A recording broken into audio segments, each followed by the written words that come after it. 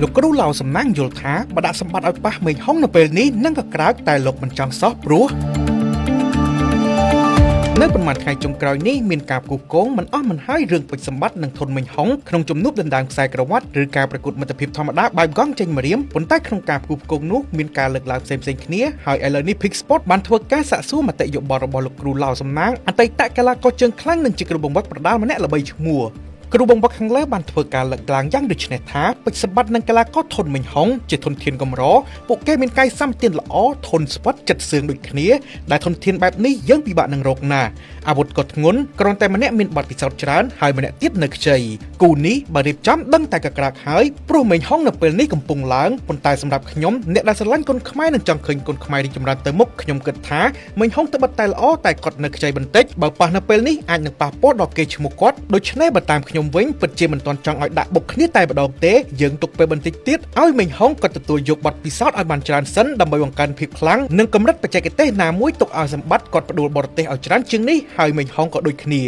ានៅពេលនោះយើងដាក់ឲ្យប៉ះគ្នាក៏មិនទាន់យឺតពេលដែរសម្រាប់ខ្ញុំស្រឡាញ់ទាំងពីរចំពោះធនធានល្អៗបែបនេះពិបាករកណាស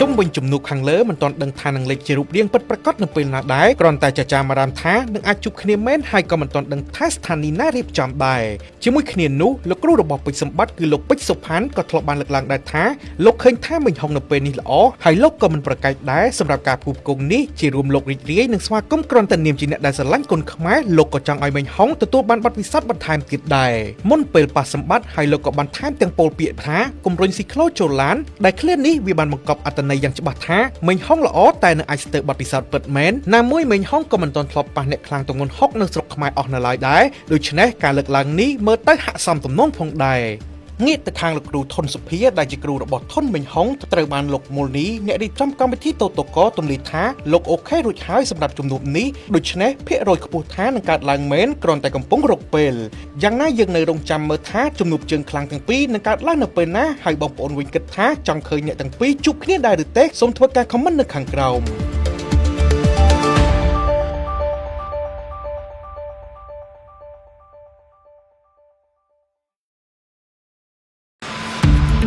លោកគ្រូឡៅសំណាងយល់ថាបដាក់សម្បត្តិឲ្យប៉ះមេញហុងនៅពេលនេះនឹងក៏ក្រើកតែលោកមិនចង់សោះព្រោះនៅប្រមាណថ្ងៃចុងក្រោយនេះមានការគូគងមិនអស់មិនហើយរឿងពេជ្រសម្បត្តិនិងធនមេញហុងក្នុងជំនួបដណ្ដើមខ្សែក្រវ៉ាត់ឬការប្រកួតមិត្តភាពធម្មតាបែបកង់ចេញម្រាមប៉ុន្តែក្នុងការគូគងនោះមានការលើកឡើងផ្សេងៗគ្នាហើយឥឡូវនេះ Pick Sport បានធ្វើការសាកសួរមតិយោបល់របស់លោកគ្រូឡៅសំណាងអតីតកីឡាករជើងខ្លាំងនិងជាគ្រូបង្វឹកប្រដាល់ម្នាក់ល្បីឈ្មោះគ្រូបង្វឹកខាងលើបានធ្វើការលើកឡើងយ៉ាងដូចនេះថាពេជ្រសម្បត្តិនិងកីឡាករធនមេញហុងជាធនធានកម្រពួកគេមានកាយសម្បត្តិល្អធនស្វិតចិត្តសឿងដូចគ្នាដែលធនធានបែបនេះយើងពិបាកនឹងរកណាអាវុធក៏ធ្ងន់គ្រាន់តែម្នាក់មានបទពិសោធន៍ច្រើនហើយម្នាក់ទៀតនៅខ្ចីគូនេះបើរៀបចំដឹងតែកក្រាកហើយព្រោះមេញហុងនៅពេលនេះកំពុងឡើងប៉ុន្តែសម្រាប់ខ្ញុំអ្នកដែលស្រឡាញ់គុនខ្មែរនិងចង់ឃើញគុនខ្មែររីកចម្រើនទៅមុខខ្ញុំគិតថាមេញហុងទៅបិទតែល្អតែគាត់នៅខ្ចីបន្តិចបើប៉ះនៅពេលនេះអាចនឹងប៉ះពាល់ដល់កេរ្តិ៍ឈ្មោះគាត់ដូច្នេះបើតាមខ្ញុំវិញពិតជាមិនទាន់ចង់ឲ្យដាក់បុកគ្នាតែម្ដងទេយើងទុកពេលបន្តិចទៀតឲ្យមេញហុងគាត់ទទួលយកបទពិសោធន៍ឲ្យបានច្រើនសិនដើម្បីបង្កើនភាពខ្លាំងនិងកម្រិតបច្ចេកទេសណាមួយទុកឲ្យសម្បត្តិគាត់ផ្ដួលបរទេសឲ្យច្រើនជាងនេះហើយមេញហុងក៏ដូចគ្នានៅពេលនោះយើងដាក់ឲ្យប៉ះគ្នាក៏មិនទាន់យឺតពេលដែរសម្រាប់ខ្ញុំស្រឡាញ់ទាំងពីរចំពោះធនធានល្អៗបែបនេះពិបាករកណាស